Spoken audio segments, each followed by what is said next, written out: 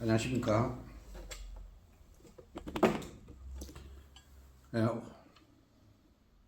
지난 주일은 고린도후서 4장을 했습니다. 오늘은 고린도후서 5장을 말씀을 하겠습니다. 5장 1절, 만일 땅에 있는 우리의 장막집이 무너지면 하나님께서 지으신 집 곧 손으로 지은 것이 아니요 하늘에 있는 영원한 집이 우리에게 있는 줄 아느니라. 장막집이라고 했어요. 텐트.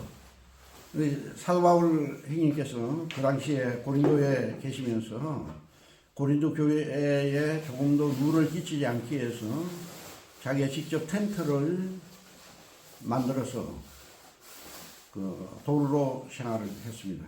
이스라엘 사람들에게는 한 가지 어떤 기술을 가지도록 전통적으로 돼 있어요. 왜냐하면 인생을 살다 보면은 돈 문제로 어려움이 될 때 그 기술로 우리의 의식주를 해결해야 되기 때문에 사도바울 행전님은 텐트 메이커, 텐트 만드는 직업을 가지고 있었습니다. 그래서 이 텐트는 이건 그 당시에 항상 언제든지 옮길 수가 있고 또 세게 바람만 불어도 넘어질 수도 있는 것이에요.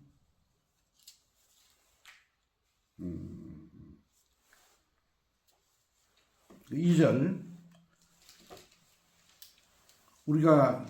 참으로 우리가 여기서 단식하며 하늘로부터 오는 우리 처소를 덧입기를 사모한다. 그래서 우리가 항상 하늘에서 내려오는 주님의 은혜를 덧입고 사는 사람들, 우리 구원받은 사람들은 이 땅에서 올라오는 것으로 살지 않고 항상 하늘에서 은혜의 은혜를 내려주는 그걸로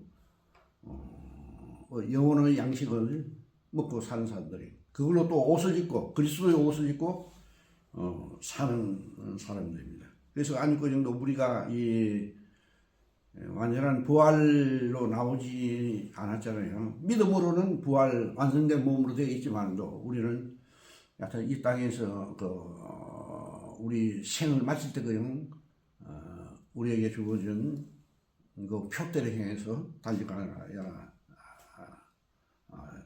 되는 것입니다. 중간에서 탈선을 한다든지 곁길로 가면은 안 되는 거죠. 예. 3절, 이렇게 입으면 우리가 벗은 자들로 발견되지 않으려 합니다. 유업을 입고 살고 있어요. 그래서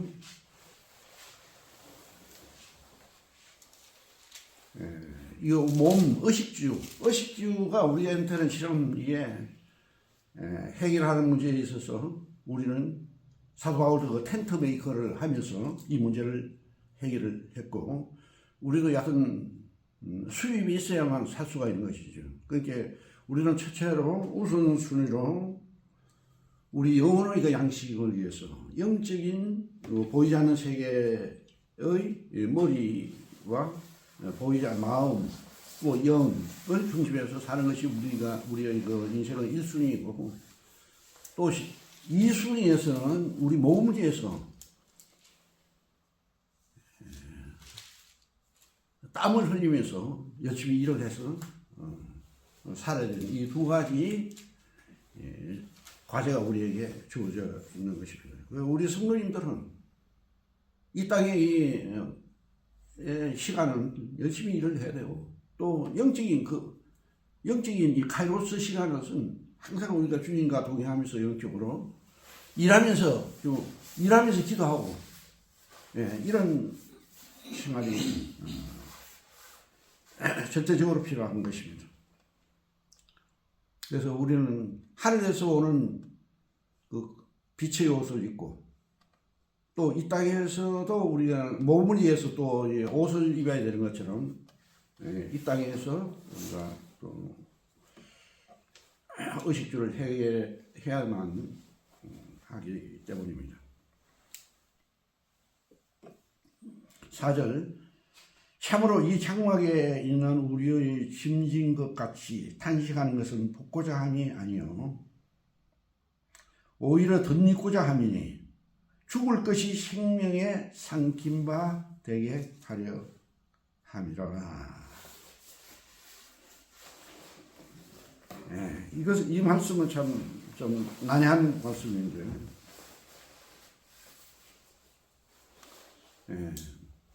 우리가 먹는 음식이 우리 몸을 위한 거예요. 또 우리 몸은 우리 영을 위해서 에너지로 써야 됩니다. 이 말씀은 너희 몸은 산제사로 드리라 이 말씀하고 같은 맥락이에요. 그러니까 이것은 또 우선 이것은 역으로 우리가 먹는 음식이 우리 몸이 되고 이 몸은 또 영의 에너지로 산제사로 드림으로써 우리가 이게 옛날에는 거꾸로 살았지만도 이제 정상적으로 영을 위해서 사는 이런 사람으로 이렇게 이 말씀을 이해해 주시면 되겠습니다. 5절 곧 이것을 우리에게 이루게 하시고 보증으로 성령을 우리에게 주신 이는 하나님이시라.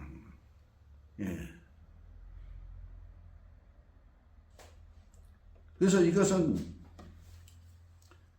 이것을 위해서 보증으로 하나님께서 우리에게 성령을 주시다는 것이죠. 그러니까 성령님은 우리 영혼만 이해하는 것이 아니에요. 우리 몸도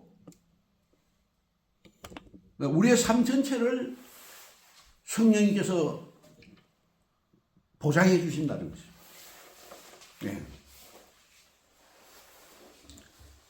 우리가 그 구원받은 확신 이런 것들도 성령님께서 하시고 지금 제가 말씀을 보는 것들도 다 성령님께서 깨닫게 해주시는 말씀으로 보고 있는 것이죠. 마찬가지로 또 우리가 먹고 사는 이 인생살이의 모든 문제 과정도 성령님께서 보장해 주신다는 거예요. 히브리서에서는 맹세로 보증해 주신다.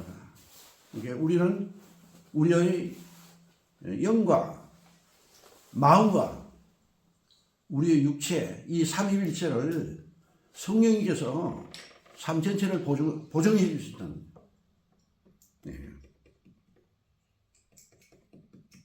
우리 성도님들은 이 믿음으로 산다는 것이 얼마나 축복된 것입니까?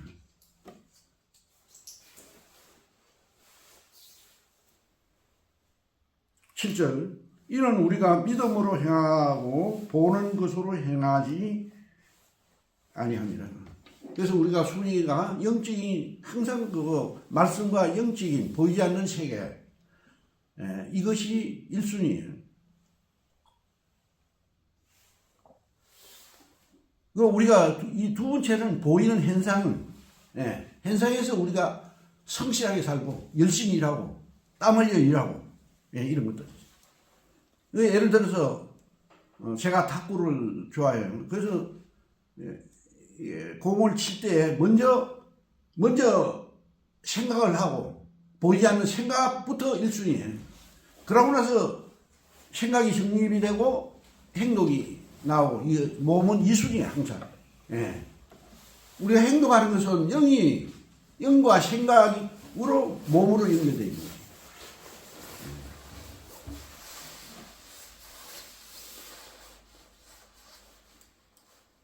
그래서 우리는 보이지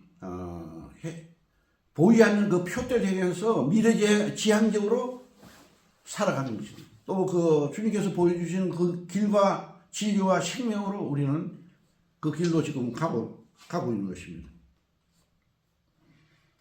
쭉 내려와서 14절에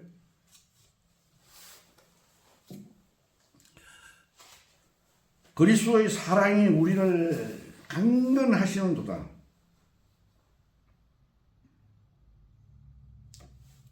우리는 주님의 그 사랑에 이끌려서 살아가는 사람.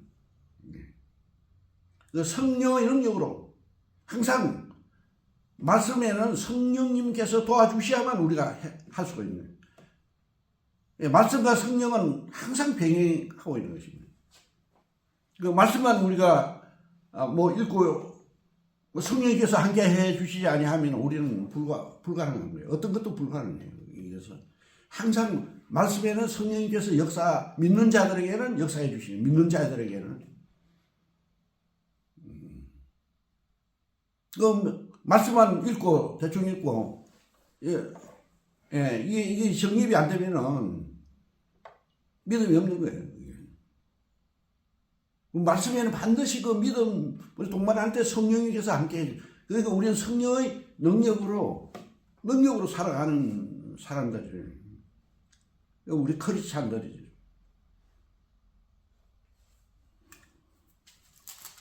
15절.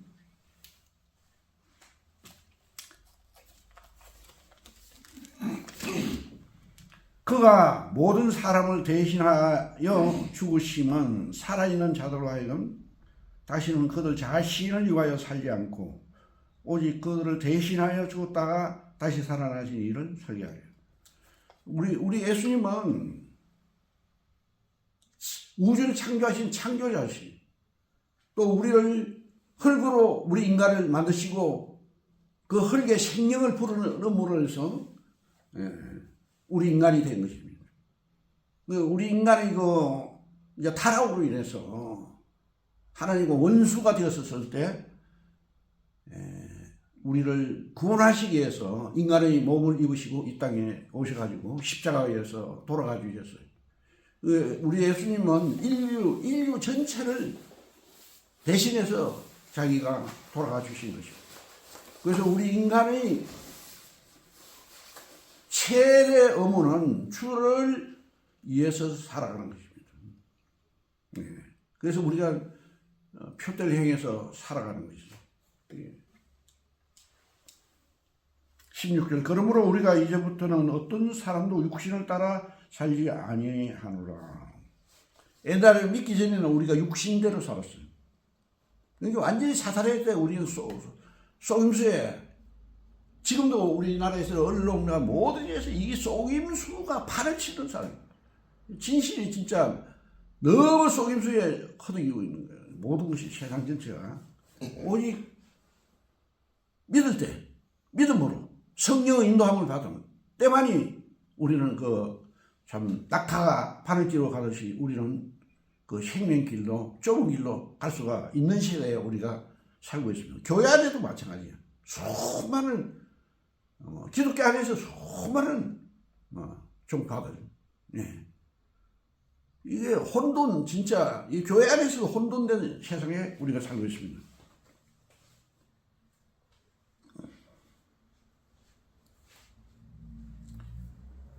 사도 바울도 나는 그리스도를 육신을 따라 알았으나, 믿기 전에는 그 다백세 도상에서 예수님을 만나보고 나서는 변화를 받아서 돌이킨 거예요. 이제부터는 그같이 알지 아니하라. 사도 바울이 완전히 예수님을 믿고 나서는 완전하게 180도 달라져가지고 이렇게 우리에게 이렇게 편지를 지금도 남기고 있는 것입니다. 우리도 마찬가지예요. 우리도 믿기 전에는 그 사탄을 따라 살았지만도 예수님을 믿고 나서 우리가 구원받고 나서는 막 완전히 180도로 달라져가지고 성령의 인도함을 따라서 말씀을 기준해서 우리가 인생이 처음 바뀐 것입니다.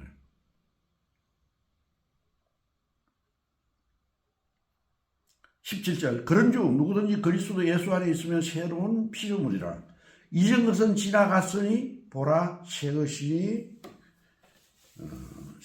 되었도다.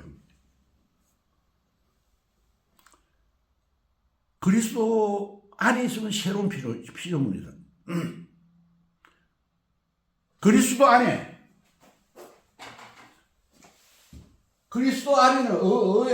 이게 어를 입은 거예요. 어를 입었다는 것은 그리스도 안에 있다는 거예요. 어를 입었다는 것은 그리스도 안에 있다는 거예요. 그러니까 우리가 그리스도 안에 있으면 빛의 옷을 입고 성령의 옷을 입은 거예요. 옛날에는 선악과를 따먹으면서 타락된 몸으로서 완전하게 우리가 타락되었지만도 예수님을 믿으면은 순식간에 하나님께서 우리를 재창조시켜서 새로운 인간으로, 영적인 인간으로, 옛날에는 흙으로 만들었지만도 예수님의 그 십자가에서 흘린 보혈로 우리를 새롭게 재창조시킨 것입니다.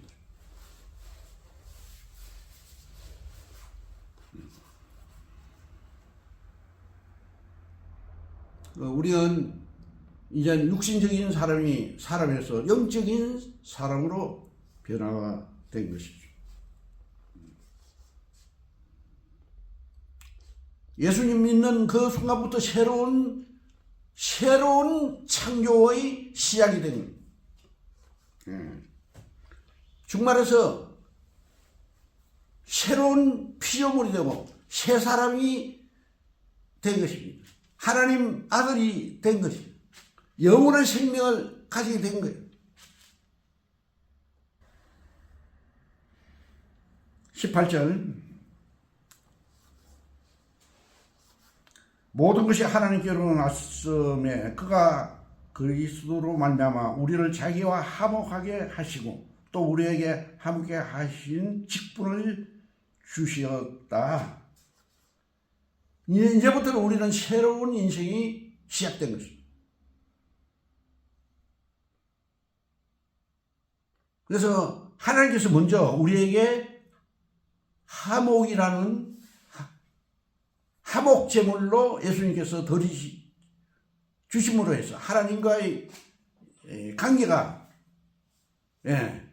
허물었던 모든 벽들이 다 없어졌어요. 구약의 율법과 성전 많은 제사들과 이런 모든 벽들이 사라졌어요.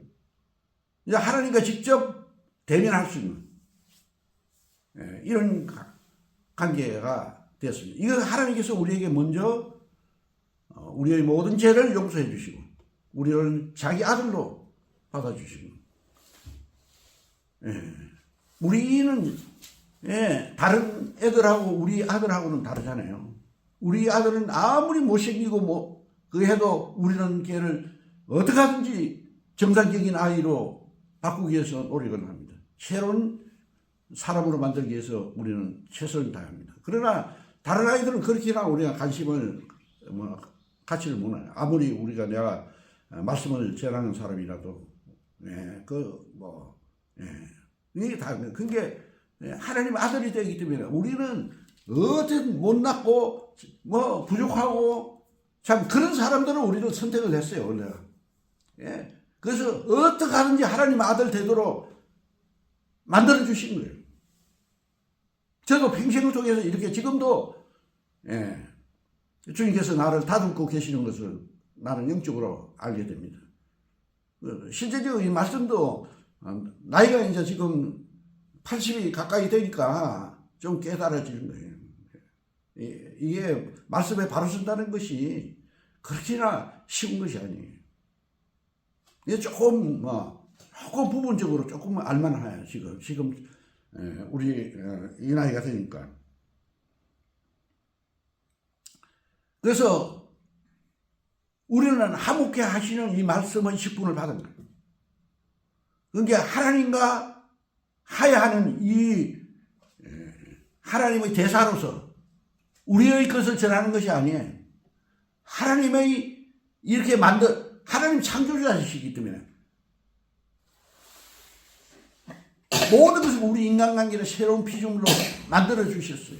모든 죄를 사하시고 영원한 생명을 주시고 하나님의 아들 되기 이 화목하게 하는 말씀을 우리에게 부탁을 하시기 때문에 우리는 이것을 대신해서 전달하는 사람들입니다. 하나님의 대사로서 우리나라 대사가 미국에 가 있고 소련에도 가 있어요. 그럼 소련에 가 있는 사람은 우리나라를 대신해서 소련의 국가기관에 전달해 주는 거예요. 우리는 그리스도를 대신해서 대사로서 이 말씀을 증거하고 있는 것입니다.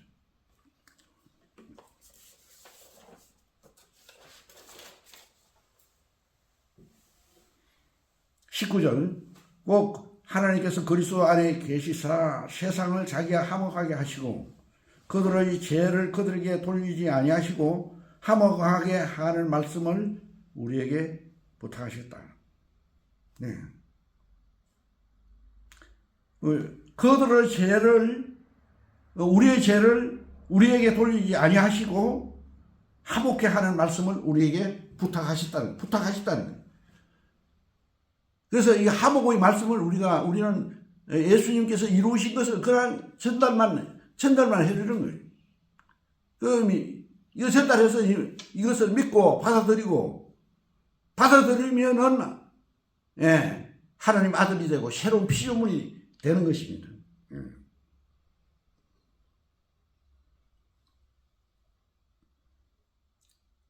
그 죄의 문제를 묻지 않으신다는 거죠. 그 십자가 예수님께서 이 땅에 오시고 그러기 위해서는 죄 문제를 완전하게 해결하시고 또 구약에 많은 그 복잡한 많은 것들을 십자가에서 다 완성시킨 거예요. 다 이루어 주신 거예요. 이거는 창조자로서 온 우주를 창조하는 것보다도 십자가의 사건은 더 위대한 사건이에요.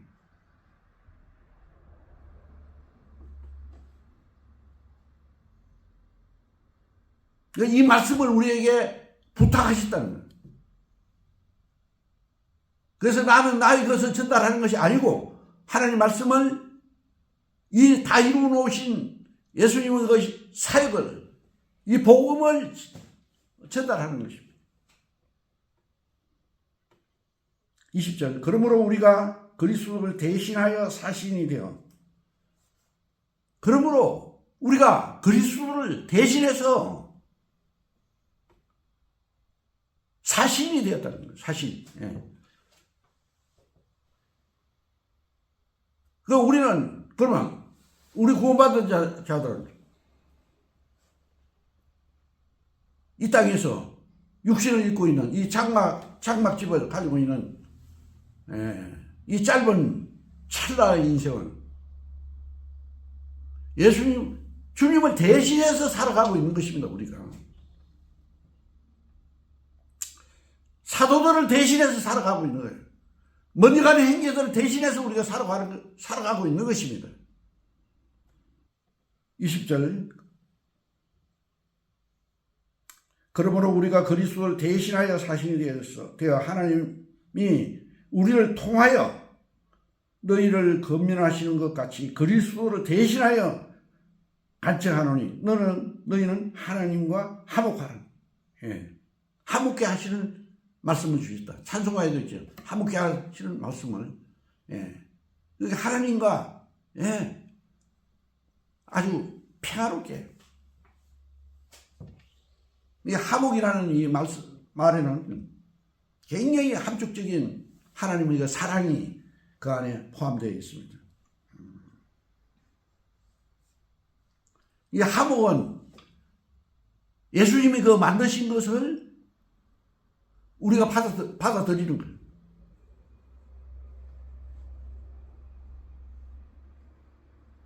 이 화목의 핵심은 우리 모든 죄를 예수님께서 사하셨다는 거죠. 즉 속죄를 속죄함. 21절 하나님이 죄를 알지도 못하는 이를 우리를 대신하여 죄로 삼으신 것은 우리로 하여금 그 안에서 하나님의 의가 되게 하려 하십니다. 죄를 알지도 못하는 예수님을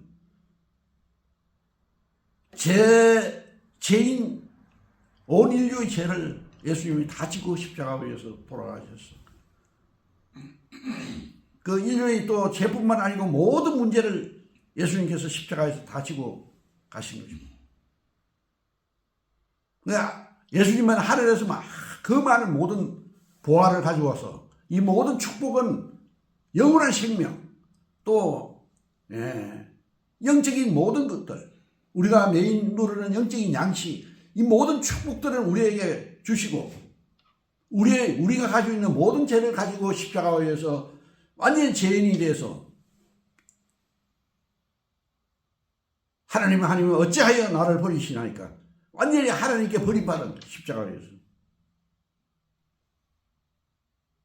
죄인이 되어서 돌아가시고 우리에게는 하나님 아들이라는 이 영광스러운 직책을 우리에게 주셨습니다. 베드로 전서 2장 24절에 보면은 친히 나무에 달려 우리 죄를 담당하셨다고. 친히, 이 친히 이 말 속에는 예수님이 바로 우리 인간을 만드신 그분입니다. 온 우주를 만드신 창조주이십니다. 친히 나무에 달려 우리 죄를 다 담당하셨다는 거예요. 우리 죄를 떠맡으셨다는 거죠. 우리 죄를 다 가지고 가셨다는 거예요. 우리 죄를 다 해결하셨다는 거예요. 죄에 관해서 예수님께서 십자가에 다 해결하셨다는 거예요. 십자가에서 속죄의 제사를 하나님께 드리셨다는 거예요. 화목제물을 십자가에서 드리셨다는 거예요. 번제로 십자가에서 드리셨다는 거예요.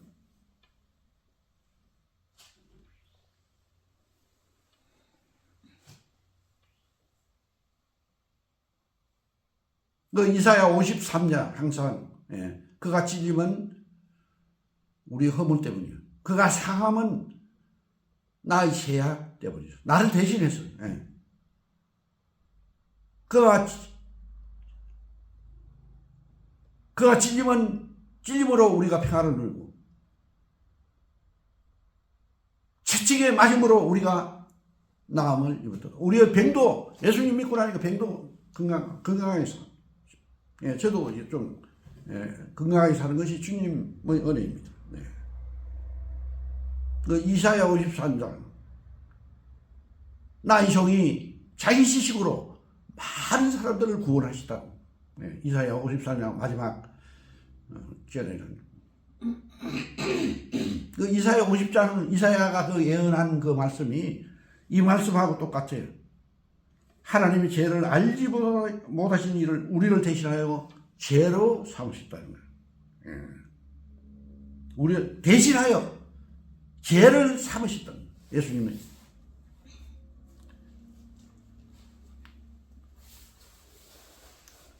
그것은 왜 그렇게 했느냐?